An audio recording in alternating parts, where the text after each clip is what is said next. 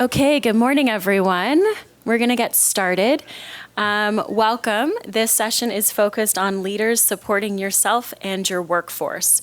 So a note to anyone who's not wanting this session, now would be your time to exit and find the room that you are supposed to be in. I will also say, are there any extra chairs? Any chairs beside anyone? Have we filled them all? Yeah, okay. I apologize to those who are sitting or standing. Oh, there's one chair here. Okay, we have a chair that can be claimed if anyone wants to claim it. We aren't able to add any more chairs into the room, so apologies for those of you that are standing or sitting on the floor. But the content is going to be amazing, so hopefully it makes up for the lack of chair. This session is happening in the city of Halifax, which is situated on Mi'kma'ki ancestral traditional lands of the Mi'kmaq people. So today we are here for this riveting session and hopeful session that is designed to help people maximize their resilience in turbulent times. Really flows nicely from that opening plenary. It offers insights for people involved in the movement on how to cut through the noise, prioritize, recharge, and refocus. As an employer, this session will also help you understand how to mitigate and minimize staff's exposure to traumatic situations and showcase how leaders can build up 10 central themes, evidenced in current research and best practices that create the foundation for an employee-centered culture. We have with us our incredible panelists and presenters for today, and I'll just take a few moments to introduce them. So first of all, we have Monica and we have Paulina, and they are from PARC, and they are going to be presenting on actionable solutions for improving trauma-informed supports for homeless service community leaders. We also have Penny Gagnon from CARF Canada, and Penny is presenting on rediscovering the workplace, creating a person-centered culture. And finally, we have Ian DeYoung from Orco Consulting, who is asking the question, is it normal to quit sometimes? So finishing off with that question. I don't think I introduced myself. I am your moderator for today. My name is Ashley Vandermark, and so excited to be here with each and every one of you and to learn from our presenters. Each presentation is going to flow for 20 minutes, one after the other, and then at the end, you'll have time to ask questions to all the presenters. Because we are recording these sessions for live feed and for you to watch them again or your colleagues to watch them again afterwards, we are asking that you ask all of the questions in the microphone, so that those that are watching virtually can hear your questions, and that's so we can also all hear your questions in the room as well. So enough from me. I am going to turn it over to our presenters.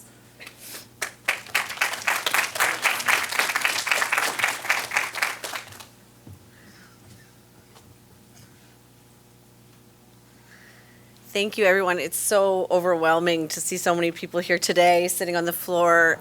This is the time we need to be talking about this. So thanks you for joining us and caring about this topic.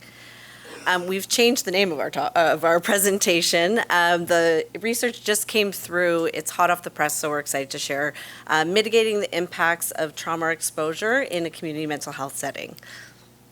And the research is done by Bureau Kensington, a consulting organization that worked alongside PARC, where we work. So today we're just going to talk about this topic a little bit, tell you why it's important, do a project overview of the research. This is community-based research. We are not academics. We're going to review what we learned and go through our recommendations. I can also provide you with the full research report. We don't have it today, but you could give your email, and we're happy to email and share with you. So Parkdale Activity Recreation Centre is mine and Paulina's workplace. It's located in the city of Toronto in Parkdale. It's a multi-service organization for folks living with mental health and addictions challenges who are often homeless. Folks come to us for a wide variety of services. Our drop-in is the heart of our organization.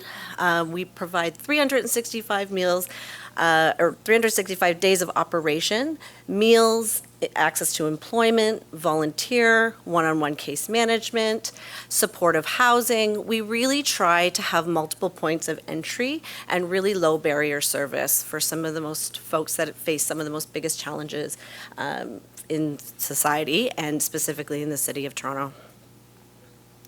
And we have about 200 people that come through our organization on a daily basis to use our drop-in. It's quite busy. So why is this topic important?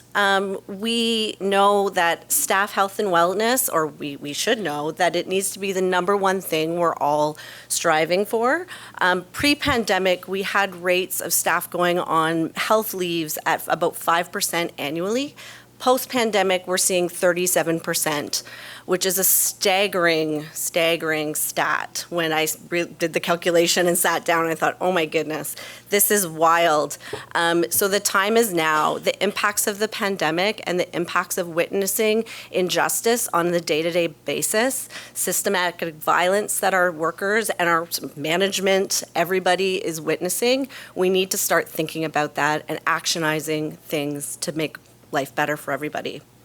We need to think beyond, or we knew we had to think beyond basic offerings of benefits. Really, staff weren't using their benefits. Do they have time? Do they have work time to go do that? We noticed that people with lived experience were using their benefits less than the rest of the staff, and this was also concerning, and we wanted to know more about why that was happening. Again, as I mentioned, the daily injustice that our workers are seeing, really problematic and was coming up in every meeting, every conversation. Staff retention, we're seeing not just staff going on health-related leaves, but many staff leaving the field. I'm sure that's common amongst all of your workplaces. It's not common to Park only, but we really wanted to create a more sustainable workforce. And then the new workforce coming in is quite young. And so this new dichotomy where we're having all these new workers coming in, a lot of our experienced staff leaving, and so we're seeing a rise in incidents and more tension in the workplace. So these are the reasons why we were like, okay, we have to do this now.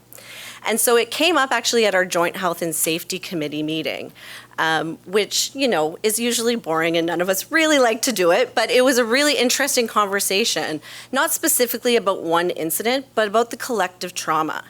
And so management and staff came together to really do this research collectively using that joint health and safety lens and really approach it as a collective problem. And the other thing I want to say, when we say staff, we're going to use the word staff a lot, we mean everybody, like that works at the organization, not just frontline staff, although we talk about that a lot. We mean cleaners, we mean kitchen staff, we mean everybody. Good morning, everyone. So as Monica has mentioned briefly, the work we're sharing today is not just done by us. This is the work that we have done collectively with Bureau Kensington Consulting, and they have come on site to Park, and they have been with us over the months that this work has been done, supporting us and coming to our all-staff meetings, providing us with the updates. Something that they have done as part of this project is literature review, and some key highlights of the literature review were, as most of you already probably know, that trauma is not the event that happens to someone, but rather a response that an individual has to this event, which results in a diminished mental health and physical health. It can exacerbate the feelings of stress, increase anxiety, and feelings of helplessness, and have other symptoms.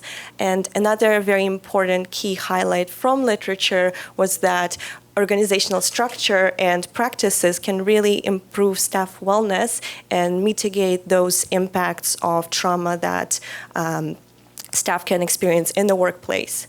Another thing that Bureau Kensington have done at Park, they examine organizational culture and the current supports that exist at Park. They have looked through the recent incident reports that have occurred at Park, and they have looked at the existing policies and procedures that we have in place. As part of this research work, they have also completed staff interviews and surveys with really good turnout. We had about 40% of staff interviewed. No, that's wrong. 25% of staff were interviewed, and 60% of staff have completed the surveys, which is a really good number and a good representation of Park employees. And there are some common themes that came in those interviews and the surveys. Overall, the staff are really dedicated to this work. They understand that it's a challenging work, and everybody has a lot of really good ideas on what can be done to improve our wellness as a collective. So here are some highlights from staff interviews that Bureau Kensington have shared with us. As you all probably know, there are diverse motivations as to why people enter this field of work, whether it's being in the system, having experiences of being marginalized, and just having a deep commitment to social justice and wanting to support clients and see them succeed in their lives and goals. Furthermore, staff at Park are deeply connected and have a dedication to agency's goals. They really want to see the peers, their colleagues, and the clients thrive and have a workplace that really promotes wellness. Also, staff really understand that this work is hard and complex, and it is challenging to sometimes see inequities and see people fall through the cracks and understand the daily injustices that sometimes you just don't have resources to combat, and sometimes the supports you wish to provide to your clients, they just don't exist. And these realities have just been exacerbated by the pandemic. COVID-19 really showed how terrible the situation is, and it really increased the stress of this work and really showed kind of the challenges in the broader system. So the overall message is that there is a sense of collective urgency, that we need to talk about what trauma-informed care is, and we really want to take action on improving staff wellness. So some tangible stuff now. So these are the recommendations. So trauma-informed, building a trauma-informed learning workplace and culture, looking at equity, evaluating equity and anti-oppression practices for strong allyship, client care, improving collaboration in client care, and collective care, enhancing peer-to-peer support and collective care. What does that all mean? So trauma-informed learning workplace culture, trauma-informed is a buzzword. What does it really mean? We need to make sure that all of our workers, management, staff, and service recipients are understanding what it is. So we have to work on a collective understanding for that. And it's not something we are going to learn about once. For our organization, we're going to do this continually. So if we implement this strategy, some of the outcomes we're looking to see are effective incident supports. I mentioned we have a drop-in center, so often folks are there, they're tired, they're exhausted from surviving on the street. Incidents happen quite frequently. So effective incident support for the staff, proactive self-care and resilience building, collective capacity to articulate in proactive ways that folks aren't managing well, or if they need extra support. A culture that emphasizes wellness, so really putting it at the forefront of everything we do, and enhance difficult conversations, so not shying away from difficult conversations. That's often something that I think folks in this field do, but really sitting down and having hard conversations when we need to have them. So if we implemented this, what it might look like is improved incident follow-up. So as soon as something happens, staff are getting resources, connecting with a peer worker, their colleague, connecting with management, or if they need that, an outside support, but doing it every time. We don't follow through after incidents happen, because they do happen quite frequently. Providing wellness activities in the workplace, and letting the staff design those, given work time to do that work, and really build the strategy for what works for each team. At all of our meetings, talk about wellness. It needs to be woven in, just like we do joint health and safety and other important topics. It needs to not be at the end of agendas, it needs to be at the top of agendas. And providing staff tools for personal wellness flagging. Having language that staff can say, ooh, I really am not feeling great today, or to their colleagues, to their manager, and really listening. Like, we know we have the tasks of the day, but what can we do to support someone who's not feeling 100%? Evaluating equity and strong anti-oppressive practice.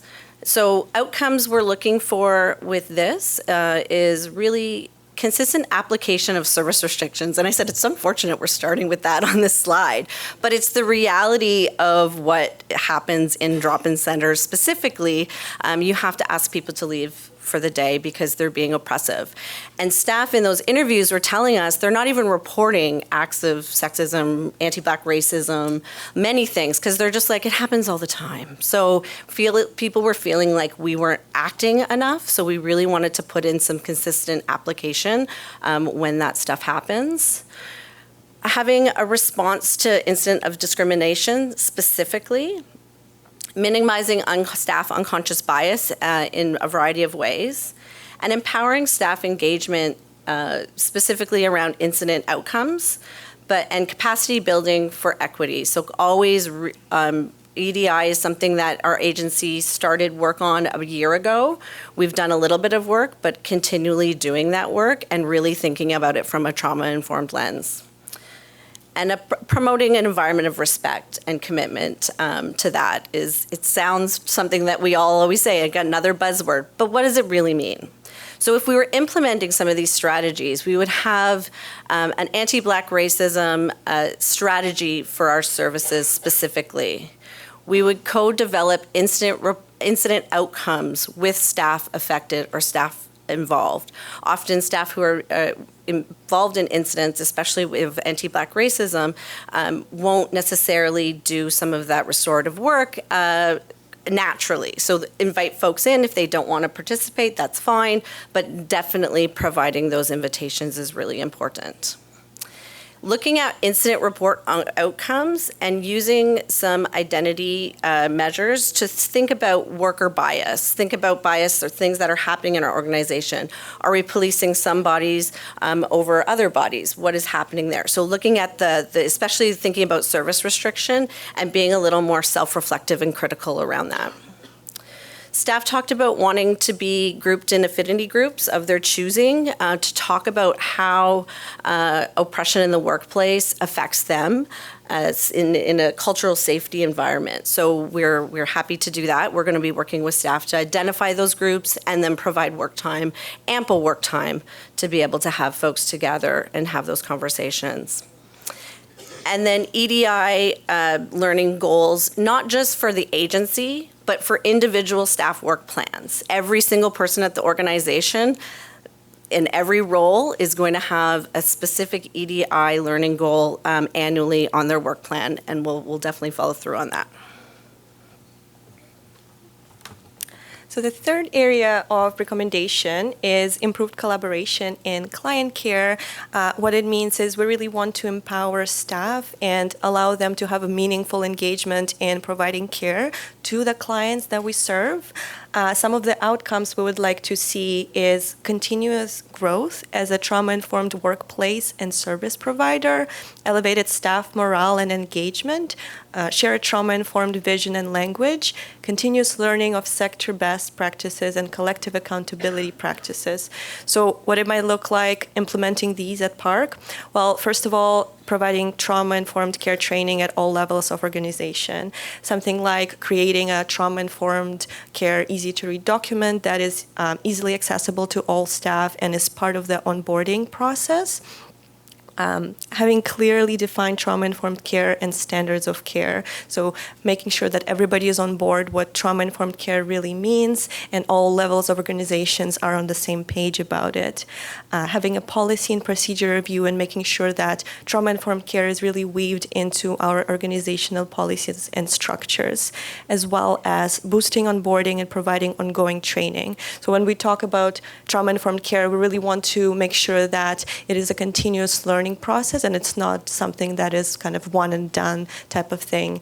It is something that needs to be continuously talked about and looked at, and we also want to make sure that we can improve the way we are providing trauma-informed care in the workplace and adapting to new challenges and new realities.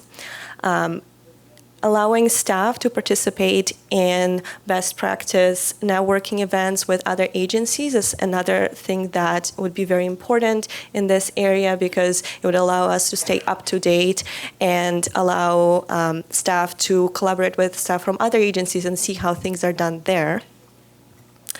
And lastly, the area of recommendation that we were suggested is enhanced staff support and collective care, which the outcomes for which can look like nurtured interpersonal workplace relationship, respect and dignity in team building, enhanced coworker support capacity, and solidarity and collective accountability.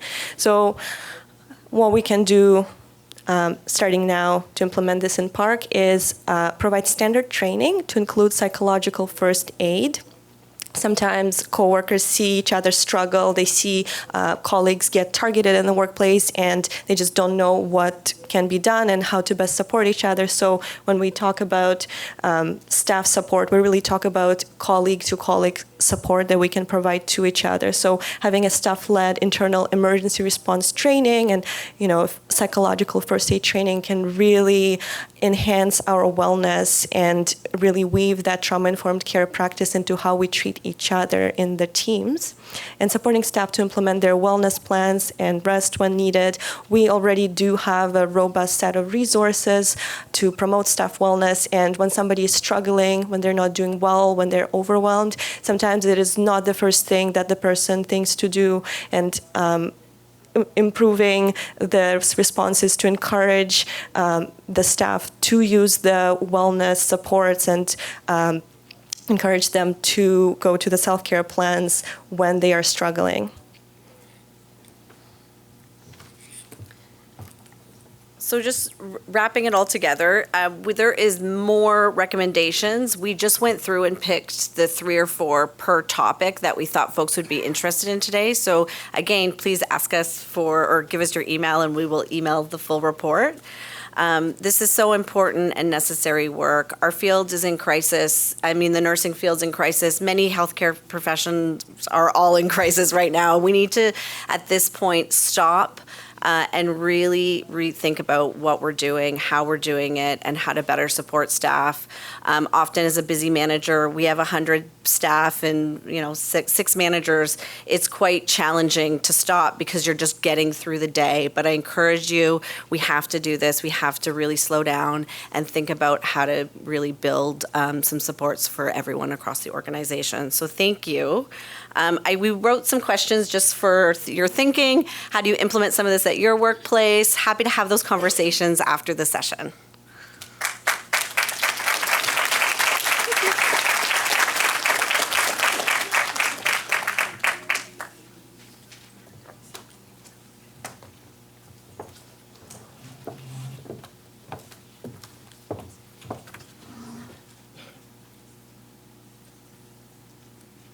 All right, let's see if I can figure this out.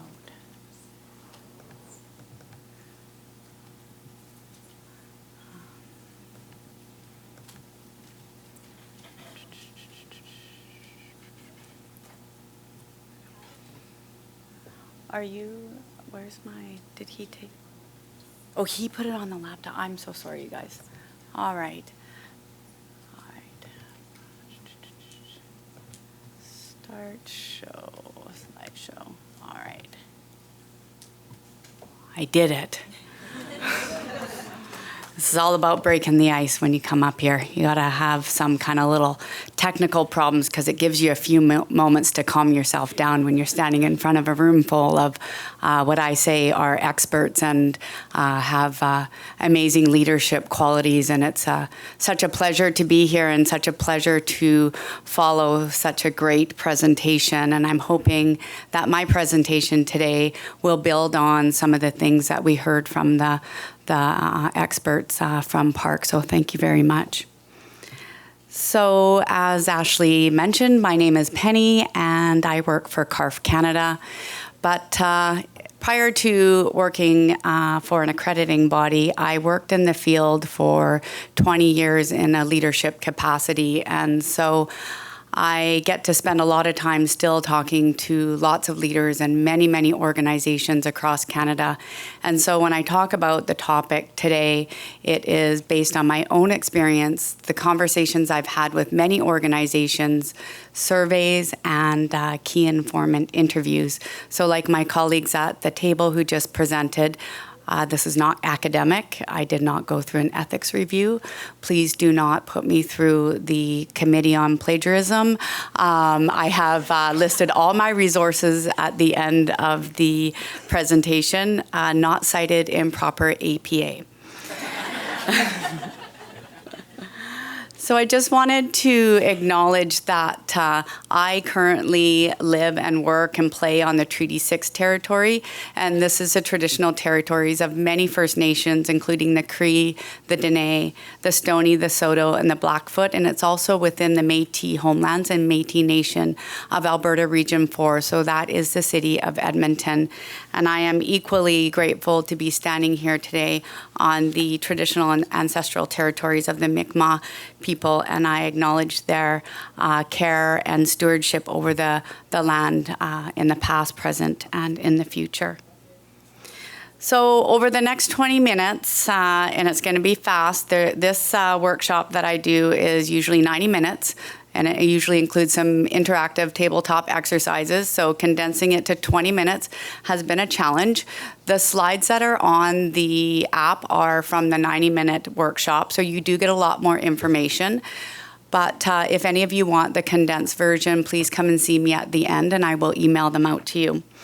So again, this was a process of gathering a lot of information, and through this research and conversations, I was able to pull together 10 foundational themes that build a person-centered culture.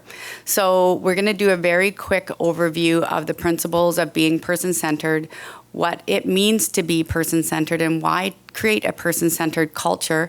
Then I'm going to look at those 10 foundational themes and give you some ideas on how to tackle those within your organizations. And then there is a link to an organizational self-assessment. If we were doing the full workshop, we would do that at our tables and dialogue some of the areas of strength and some of the areas of opportunities within your organization. So there are a lot of definitions around what it means to be person-centered. And I don't even know why I have notes. I don't even look at them. It's like a security blanket. It's like the tech problem at the very beginning. So there's a lot of different definitions of what it means to be person-centered, family-centered, child-centered, patient-centered, resident-centered. But when you look at all of those definitions, there are foundational principles around what it means to be person-centered. So, just highlighting a couple, speaking about knowing the person, respect and dignity, person and relationship-centered partnerships, rights and informed choices, collaborative communication, the support and the empowerment of individuals and fostering that in their care and within their care partners. Working with and not for are just some of the themes that come out. So when the pandemic hit, many of your organizations, responded in ways that you didn't even know that you were capable of doing and being and acting and becoming. And for many of you, you work through the process, you respond, you create your plans, you involve people, but you're kind of sitting at this place of what is next. And we're all sitting in this place, including myself, of that recruitment, retention, being short-staffed all the time, and trying to create this environment of how do we bring people and make them feel like they're important inside the workplace. So no lie, this idea came up, or this thought came up in the middle of the night, and I thought to myself, why is it then when we talk about being person-centered inside our organizations, we never think, we don't normally include our employees in that definition? And it made me think about how can we create person-centered organizations based on the themes and the foundations of what it means to be person-centered when we speak to the individuals that we serve inside our organizations. So what does it mean to be person-centered in the workplace? I did a little digging around. I don't know what I did. Oh, can I have my water? I did a little digging around. Not a lot of definitions out there, but in 2009, the definition was, employee-centered workplace is one which all individuals, programs, processes, and systems are focused on helping employees become successful. That's very nice. And then in 2021, Anne Frey, she defined employee-centric organizations as ones where you honor your employees, where you take care of them so they can take care of your customers or the people that you're serving. I mean, that also is very nice, and I'm hoping today we can build on that and see where we can take our organizations even further. So, what does it mean to be person-centered in the workplace? When we talk about being person-centered in the workplace, we have to start with two places, and that is your culture and your leadership. And you all know that your organization culture is your personality. It's where your values and ethics and your principles all show up and they are put into action. And that these nurtured cultures really create that tight connection between your organizational personality and the energy that you have inside your organization. And that those nurtured cultures really help you, unleash your higher purpose and uncover your why. And I ask all of you today, have you really sat and talked about what is your higher purpose as an organization? And have you really talked about what is your why? Why do you exist? And how can you bring that to its fullest potential? So Gallup describes your workplace culture as how we do things around here. So think about that inside your organization. How do we do things around here? Is it employee-centered? Do we think about our employees as integral parts of our success? Do they show up in how we define our mission?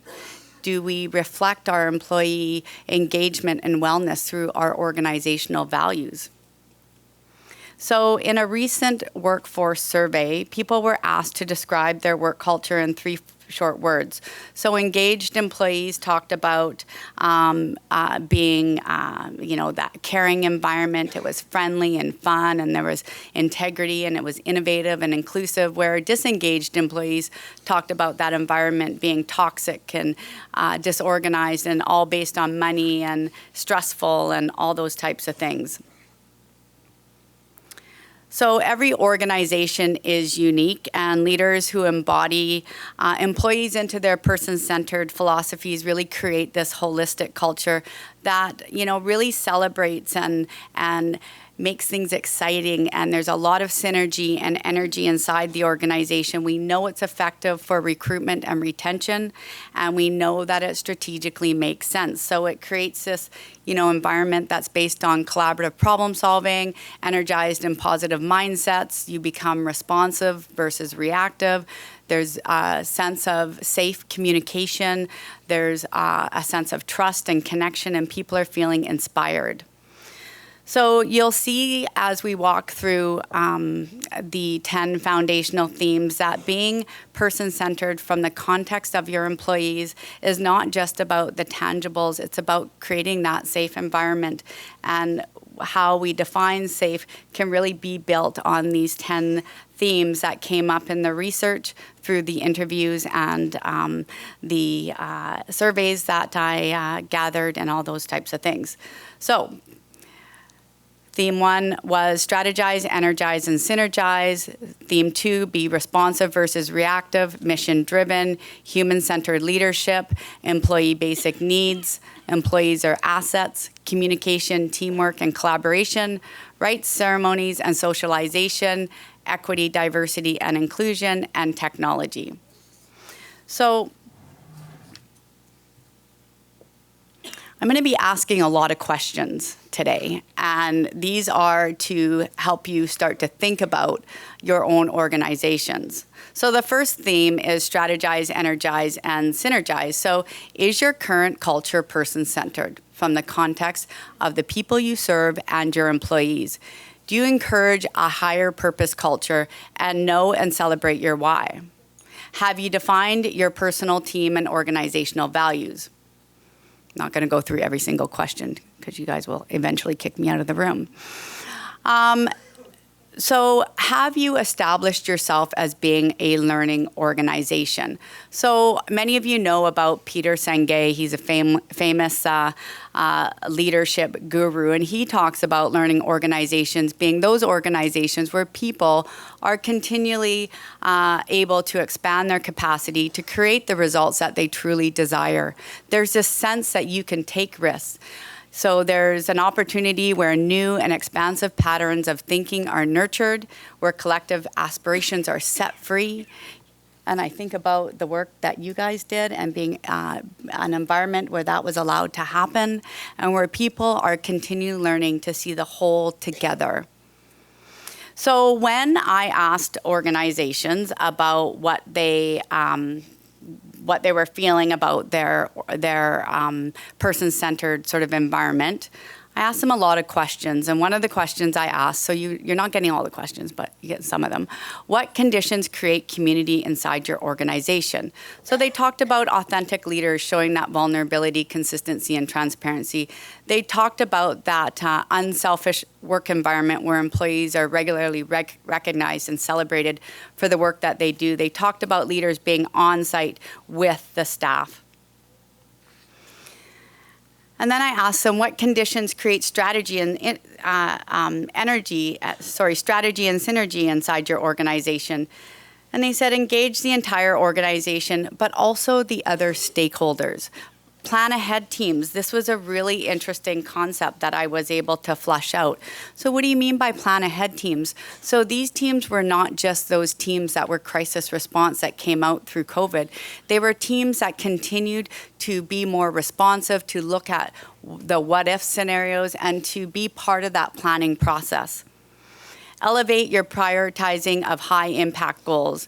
And don't forget the importance of the SWOT. Don't change the process that you're doing, but think about ways that you can be creative and inclusive in your strategic planning processes. So when you think about being responsive versus reactive, do you, as leaders inside your organizations, respond versus react? And that's a very sort of self-reflective question. And I've asked myself that question many times, and I know when I've reacted and I know when I've responded, and it's a continuously learning process. Do you communicate responsively? Do you maintain that forward momentum and that responsive momentum? And did you do that during the pandemic? And as of today, are you responsively planning? So we are at a sweet spot of learning as organizations. And those organizations that take the time to pause and reflect on what you learned from the pandemic and use those lessons to catapult your organizations forward, I feel are going to be the organizations that come out ahead. They're going to be innovative. They're going to be doing amazing projects like you have done inside your organization. So try and dig through the weeds and try and find an opportunity to identify your strengths and weaknesses and look for those opportunities, turn those threats into things that you can build upon. So how do you create and continue momentum during change or crisis? Creating capacity on teams, brand awareness and promotion. So I had organizations tell me that, they really built up their brand during the pandemic, and they will continue to do that because they needed the communities to know how their services impacted people and the wellness around their communities, and keeping the organization at the forefront of the awareness. So then the next theme was around being mission driven. So we all know that a good mission includes who we are, what we do, and why we do it. And so I want you to think about taking your mission statements a little further and examine your mission statements and ask yourself, does it represent how we achieve this together? So are you truly staying in your lane of your mission? I know that crisis sometimes pushes off into mission drift. How does your mission show up in practice? Do you talk about your mission? And does your definition of being person-centered include your employees? So how does being person-centered through being mission-driven include your employees? So creating the conditions of work are conditions of care. Culture is owned by everyone inside our organization. Celebrating the individuals within the organization and including them and creating them for a workplace of choice. And then the fourth theme was around human-centered leadership, and those are built on the principles of vulnerability, empathy, and humility. So do you take meaningful care in knowing your employees' values and what they see and hear and what they perceive and how their actions are influencing the organization? This is a really interesting infographic that I saw on LinkedIn, and it talks about the bosses we remember. But I wanted to add to that and think about the bosses we remember are the ones that told us we mattered, that they knew us and our values. They admitted when they made mistakes, and they showed emotion and vulnerability. So what did the leaders say to me when I asked them about the important leadership quality for creating a person-centered culture? It's being that innovative, humble, and confident, willing to listen. You must consider what the employee feels about how they are treated. You don't know it all, and you have to be willing to surround yourself with people who are better than you at critical things. Employees' basic needs. So this is built on Maslow's. Do you know your employees as individuals and what their basic needs are? Do you create opportunities for employees to fulfill these needs? So how do you get to know your employees? We walk around and spend time with them. We share things about myself. I share things about myself personally. What strategies have you integrated into your organization to strengthen that sense of belonging? And so this is where they talked about those really informal things like newsletters and social gatherings and really taking the time to do that. I've worked in organizations where there is an opportunity to have those social environments and those events. And then I've worked in organizations where that's not really promoted. And then employees are assets. So do you take the time to really sort of focus on that process of when they join your organization, and do you engage them and help them grow? Do you inspire them and to achieve and help them become champions inside your organization? So think about this as an entire process.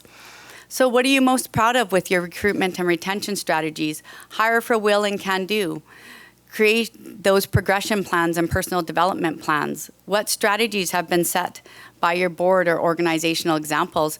And, sadly, this was an area where I heard from lots of organizations that they hadn't developed specific strategic priorities around employee wellness. And then communication, teamwork, and collaboration. We all know that time speeds up in a crisis. So it's important to maintain that communication and that collaboration as the forefront of your priorities. Raise your profile through those intentional communication strategies. How many of you have communication plans? So I'm just going to move this along a little quicker. So what are you most proud of in terms of communicating, including staff and important decisions? Again, that communication flow, openness, and honesty. And then rites, ceremonies, stories, and socialization. How do these show up in your organization? How do employees learn and internalize your norms and values through that process of them joining and engaging and becoming, very strong assets inside your organization?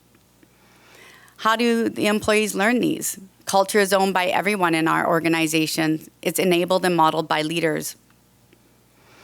And then equity, diversity, and inclusion. And although this was one of the most important themes that came out through the research, it was one of the themes that was the least sort of thought about in organizations that I talked about, and that they were reporting that the strategic priorities were not being developed in that area, and they knew it was an area of weakness. The board has not done this, but we tried to encourage people from all areas to come work with us. EDI allows us to celebrate the fabric of the organization and make people feel welcome. And then finally, technology. How is technology showing up in your strategic plan? Funny how pandemic hits and we all have money for technology, because how often have we said, oh, we don't have money for that. So what is your data culture? How are you collecting the data, and what's your data telling you, and what's the story, and how are you responding to that data? People want to know what they're doing and how their work is influencing outcomes, and we need to start to measure that. And so I appreciated those words. So this, again, was a very low level of strategic and prioritization inside of organizations. So this is where your self-assessment is situated. And so please, if you want a copy of the slides, I'll send them out to you, or you can take a photo. So this is just an ending from Brene Brown. You can take a look at it, and it's just about involving all the people inside your organization and your teams when there is a win, and really celebrating everybody around you with your victories, and really bringing people inside your organization as all equal partners in what you're trying to achieve, because without our people, we will not be achieving the outcomes for all the people you want to serve in the best way possible. And that's a little bit about me. And then here are my references that you can, send me an evaluation on my APA.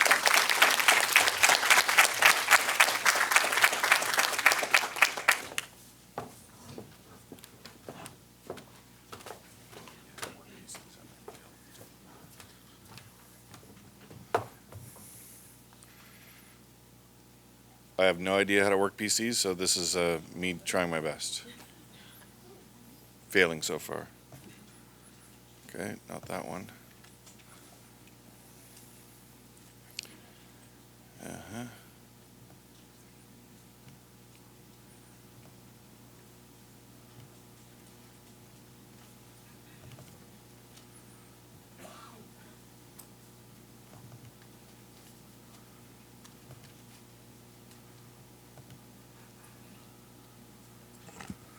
All right, good morning, everybody. Good morning. Oh, good morning, everybody. Good morning. Come on, 2 great presentations, 1 more to go, and then all the questions you can ask in 24 minutes. My name's Ian. I have the great pleasure of leading the Merry Misfits of Word Code, and I just wondered, is it normal to want to quit sometimes? And I was going to do this with like a quiet show of heart instead of a show of hands, but it sounds that there was an enthusiastic response when I asked that question. So just like give me a hell yeah or a hands up. Have you thought about quitting at any point in the last 3 years? Okay, in the last few months? Anybody in the last week? Anybody since you showed up at this conference? All right. So here's the scoop. I was doing a little bit of research in like some of the human resources space, and came across an interesting piece which said before the pandemic, in human services, on a monthly basis, approximately 1/3 of people in human services thought about quitting. And now, it's closer to 80% of people are thinking about quitting. That the demands are so dramatic on people's time and their well-being that people are having to make conscious decisions about whether I still do this work, or do I spend quality time with my friends, or can I be a better parent or a better spouse, or those sorts of things. And I don't think there's any guilt or shame in tapping out. I think that for some people, you get to the run of how far you have the capacity to go, and then you just say, I've made my contribution and I'm going to go do something else, different organization, different career, etc. And then for some of us, we look at the shit show that is around us and say, oh, I can take more.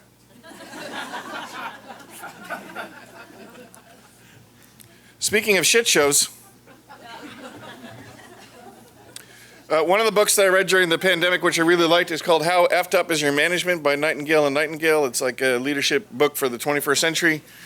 And they talk about the open-faced shit sandwich. And that as leaders, we have to acknowledge that these terrible things are happening around us, not to be stuck in the doom and gloom, but if we actually want to move forward, we can't ignore the fact that a whole bunch of really crappy things are happening. And I just want to see if any of these resonate with any of you. We're going to give this a shot. Reading the room. How about lack of appropriate affordable housing that's of decent quality? Anybody got an issue with that? All right. You can make this interactive. You're allowed to like speech, whatever. How about staffing shortages? Anybody got more than enough staff? No? Okay. How about compassion fatigue? Oh yeah, and not just in our sector, how about those neighbors that used to like be supportive of your program? You're like, yeah, know what, screw you and all the people you serve.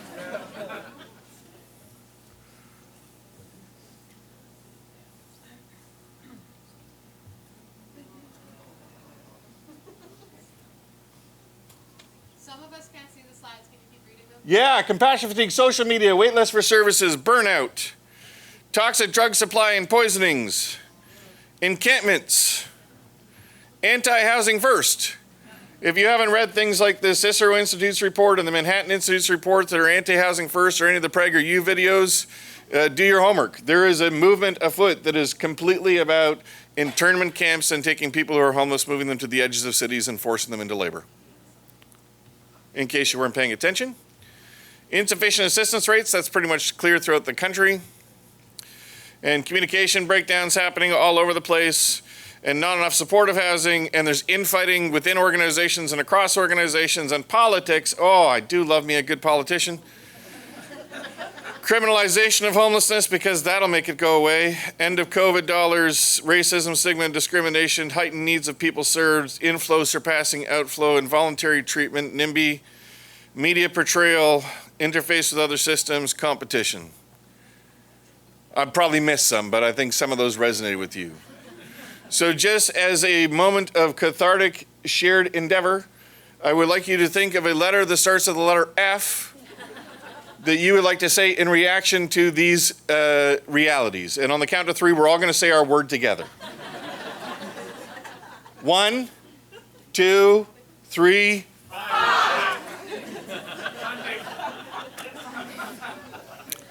So the other thing that I found is that there is a level of toxicity related to public perceptions of homelessness these days. And it kind of got at the, like it used to be compassion and now it's something else. And I know from so many of my colleagues that work their butts off in organizations or are leading entire systems of care that they are dealing with vile comments sent their way on a regular basis. I thought, wouldn't it be good to help you realize you're not alone if I shared just some of the greatest hits of what I've received in the last few years?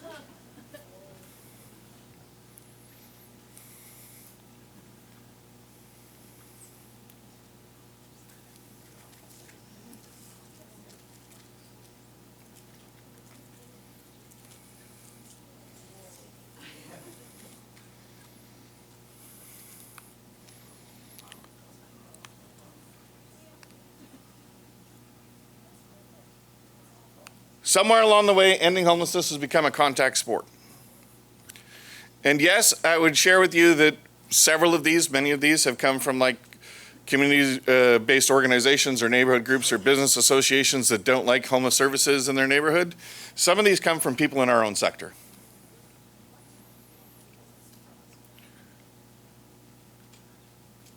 Is it normal to want to quit sometimes? At no other point in my career have I experienced this much hatred, hopelessness, and harm. And I've been at this for a long time. I know this youthful skin and dad bod is misleading, but don't be fooled by this temple of awesomeness. You know, I can remember the days when, and some of you are probably old timers in the room too, when crack first arrived on the scene. Anybody remember that? And people were like, oh, it's coming to an end. And now you're like, bring it back. Because neighbors used to be all ticked off about people smoking crack in alleyways and whatever. And now we're like, okay, that seems completely okay compared to what we're dealing with today. And the behaviors that people are seeing are confusing all sorts of things that aren't the responsibility of the homelessness response system with things that are. Right? We are really great at housing and supporting people. But our system is this big compared to a health system that is like this big. We are this big compared to a justice system that is this big. We are this big compared to a child welfare system that is this big. And the list goes on. And so we keep being in a position where we're being blamed for things that are outside of control and somehow thinking that we can control people's behavior or have direct influence over what they do when they're off our property or outside our services. And so in thinking about the negativity, the toxicity, the cluster fudging that's going on in the sector, I thought, why do I do this? And I had this great opportunity about a year ago. A colleague of mine, someone I've known for many years in the field, who's become a friend over times, and she had this look in her eye when we were out for a walk, and she asked me, do you ever think about quitting? And the pain on her face was almost like she wanted permission for someone to say, yeah, it's okay to think about quitting. But I didn't have the guts to tell her that in the moment. But alone later in my hotel room, yeah, I think about quitting a lot. A lot of you thought about quitting. And so the things that I've used to center me, to keep me going, and there's many people in this room that I've journeyed with your communities and your organizations throughout the years. And I'll say most of you fill my vessel. Some of you just like drain the shit out of me, but most of you are really good in that way. But I want to pick up, and it was a question that Penny had raised in her presentation as well. Not just the why of the organization, but what's your personal why? And if you're like me, I'll bet you the reason why you started in this work is completely different to why you've stayed in this work. And the reason why you've stayed in this work has probably changed multiple times if you've been at it for the long part of a while. I was one of those naive and stupid people when I first got into the field. You know, the change the world type. And then I just became a loudmouth. Someone who was just angry that we weren't ending homelessness. And I'm not in those places anymore. The reason why I continue to do it is because of not just the people we serve, but the people in this room. The great gift that I've been given is the ability to travel all the friggin' time. This year will be over 300 days somewhere other than home for me. And in that journey, I meet different people in different corners of the country and other countries. And they fill my vessel by sharing with me that which is promising and hopeful and doable. I am absolutely not an expert in homelessness, but I absolutely am a lifelong learner. And the people who teach me, in addition to people with living experience and lived experience, are the individuals that do this work day in, day out. I start to think through, well, what is it that I actually stand for in this work? And I love this articulation of understanding what you stand for. There's a combination of who I am and who I serve is really what I stand for. But there are times I haven't got that ratio right.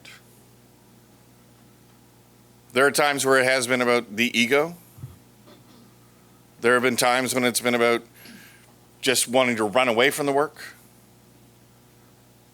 But the more difficult question for me was really the who I serve. And I know with a lot of the leaders I have the opportunity to mentor, that is also the challenging question, because we'd like to say it's individuals, couples, and families experiencing homelessness or housing instability. But the reality is, even in this room, I know some of you would love to say that, but you actually serve a mayor and council. Or you serve the complaints of the business community, or you serve your funders.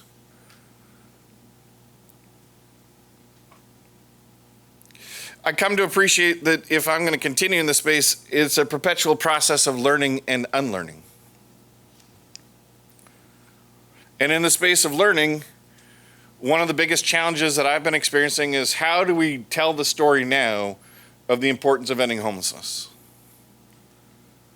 When people see it on the rise, when there's less belief than there ever was before, that it is possible, it is good, it is righteous, it is morally the right thing to do. It is economically the right thing to do.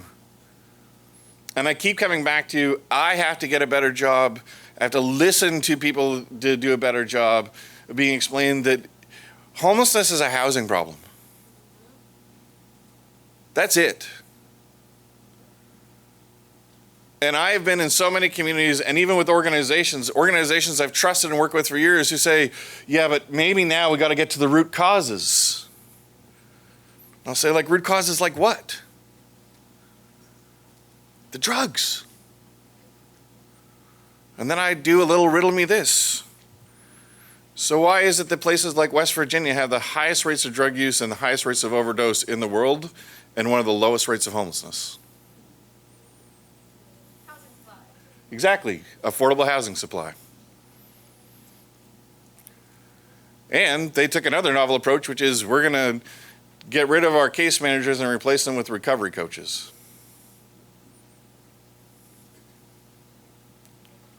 I don't know if any of you saw the UCSF, University of California, San Francisco study.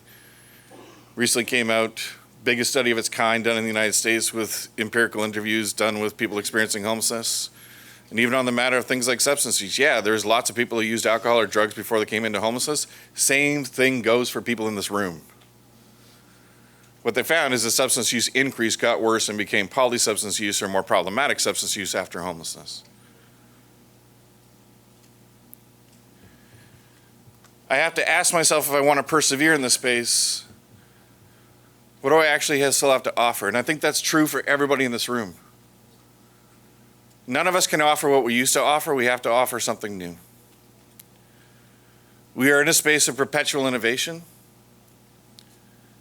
And I think for a long time, before forced collaborations over the past few years, a big focus was on what do I have to gain? What does my organization have to gain? What can I get out of health? What can I get out of justice? What can I get out of another organization? What can I get out of the city? And I think if we actually truly want to persevere in the space of ending homelessness as leaders, we have to change our mindset to what do I have to give? What solution can we offer? Because if we're not offering solutions to what people see as one of the biggest problems facing municipal, county, provincial, territorial, federal politicians, then we're going to be ignored. And all of those ideas that are half-baked in the Cicero Institute report and the Manhattan Institute report will come to life. And to do this, we have to be well, which is one of the things I love so much about hearing the park folks talk about trauma-informed care and the really great attention to detail and supporting staff, is that we have to know what fills our vessel. What's your reward for doing this? Because I doubt it's financial.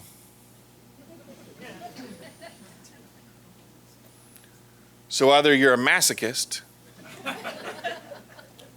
or you delight in something that has a deeper meaning for you. I know that we're just about at that time of year when you're going to show up at dinner parties for many people in this room, and someone is going to ask you that dreaded question. So, what do you do for a living? And for years, I shied away from that question. I mean, if it happened on airplanes, I would say I sell pet insurance. I specialize in rehabilitated laboratory rodents.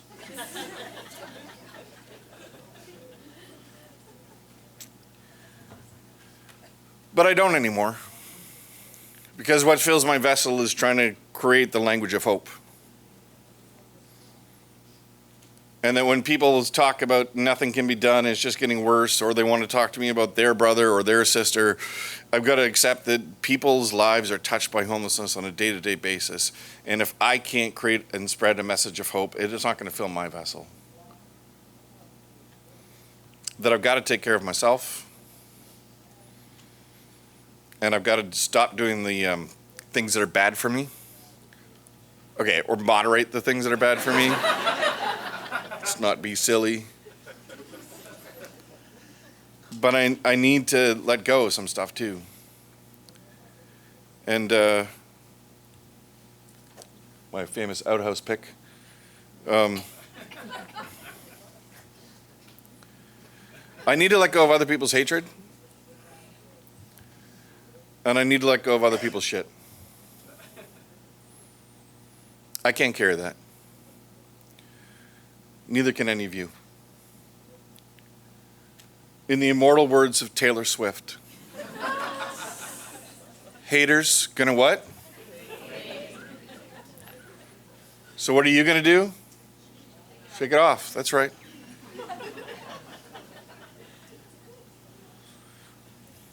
We all have a choice as leaders in this room. The choices with our communities, our organizations, the people that we have the ability to influence. And it really is an interesting time for us as a sector, because I do believe now is a time where we have to make a deliberate choice on which path we want to follow and which path offers the most hope. We can go down the path of darkness, which is everything is doom and gloom, everything sucks, nothing will ever get better, we can't build fast enough, we can't respond to encampments fast enough, the health system is broken, the mental health system is broken, the addiction system is broken, the income assistance system is broken, child welfare is broken. We can spend all of our time in the space of negativity, or we can say, in that environment, what is the pathway that provides hope? Is it normal to want to quit sometimes? Especially if you don't find hope. And I know that pathway for me is sharing it with people that share the same beliefs that I do. And I've been trying to articulate these because they're more of an emotion at times than they are well thought out structures, but I want to run them past you and see if any of you believe the same things that I believe. Because if you do, then maybe we can go down the path together. I believe that home is where healing happens. I believe in empowering people to be the best versions of themselves, because people are in fact experts in their own lives. I believe recovery is possible. I believe each person has unique strengths to be celebrated, barriers to be resolved, and needs to be supported in order to reach their fullest potential. I believe people do better when they have meaningful ways of using their time and have the support of friends and family that love them. I believe it is our privilege to be of service to others rather than their reward to be served by us. And in summary, I believe people do best when they have somewhere to live, something to do, and someone to love.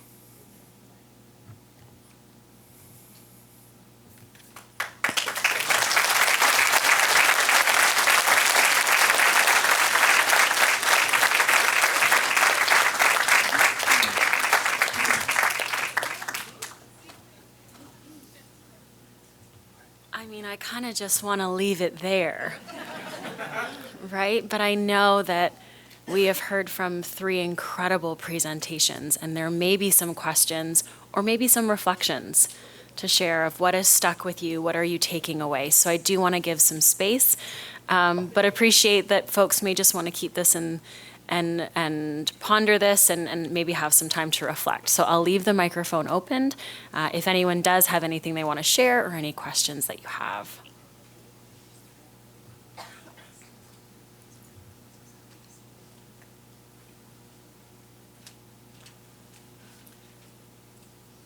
Yeah. Anybody want to joke? I see a hand over there. Yeah. There's a microphone right there. I know, I'm sorry. It's just that everyone can hear and our virtual friends can also hear your question.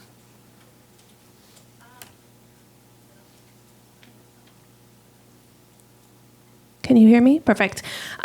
When you're talking about like psychological safety, it was mentioned about psychological first aid training, and I'm just wondering if there was any resources or anything you could provide to us to take back to our teams and maybe have an overall agency training in psychological first aid training? Like, is there a specific like agency or program you use? Hello? Okay. So we did a little bit of research. So we have a few, they're not park sponsored, but we have a few that we found. I'm happy to share those. I'm not sure if they're Ontario centric where we're from, but I'm happy to pass those on. Perfect. So if I just left you a card, could you like email them to me? Absolutely. Awesome. Thank you so Yeah. much.